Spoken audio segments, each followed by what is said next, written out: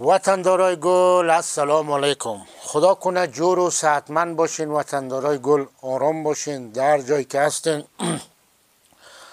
وطندارای گل ما شما افغان هستیم. ما شما یک انانات داریم، یک انانات افغانی داریم. باز اکثریت ما فولکلور زندگی کردیم، در وطن زندگی کردیم. مثلا احترام به یکی دیگه گذاشتن همیشه در بین ما افغانا بوده و همیشه هستک و تا فعلا هم هستک. وطندارای عزیز در این وقتا ما میبینم همی حاجی سخا را بسیار آزار میتن. حال او بیادر شما چی کار دارین؟ حال او کدام روز کدام آدم آزار داده، کدام گپ خراب زده، کس چیزی بد گفته کمو بیچاره ری سفید کلانسن آزار میتن. این کارا خوب نیست دوستای عزیز. شما درست است یوتیوب دارین، تیک تاک دارین، فیسبوک دارین، باز ویدیو درست میکنین. حالا یک چیز دیگه شما را خدا داده که حالا یک جای رسیدین در اروپا، یک اینترنتی گپا پیدا کردین، باز میگیرین یک کلان آزار میتین.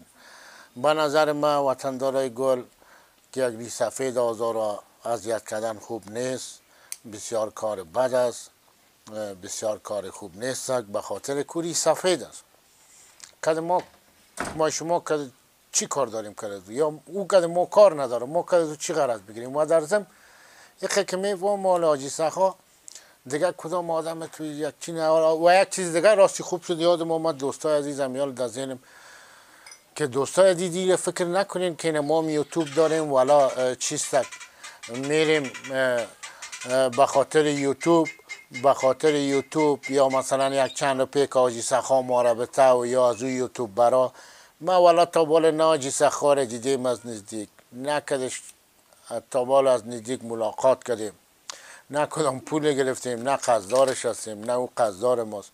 ما به می خاطر که سفید از بزرگ است. وطندارای عزیزم این پیام ما برتان رساندم. خودتانم بزرگ دارین، کلان دارین در خانه، در منطقه، در قریه، در وطن. همین آدم ما خواهش میکنم سرش ویدیو جور نکنین، ویدیو بالا نکنین، کار خوب نیست. بسیار موضوعات زیاد است که اگر واقعا شما آگاهی داشته باشین میتونین موضوعات خوب تارگت کنین، هدف بگیرین، ثبت کنین و وطنان ببینه هم شما را تشویق کنه برای شما دیگه. به این حساب وطندارای گل من یک خواهش هستم دارم که می حاجی صاحب سخا را گفتیم ما شما افغانی ها در رسم افغانی خود ما ردش اعلام کنین، گناه داره، ریش سفید است. اگر با او ضرر چیز نمیرسه خو یکم فکرا نارامش میکنین وطندارا. هیچ کس باید در یک حریم خصوصی کس صحبت نکنه یا با او کدام حریم خصوصی رو از او رو بیاره از سوشل میدیا. این خوب نیست به نظر ما وطندارای عزیز.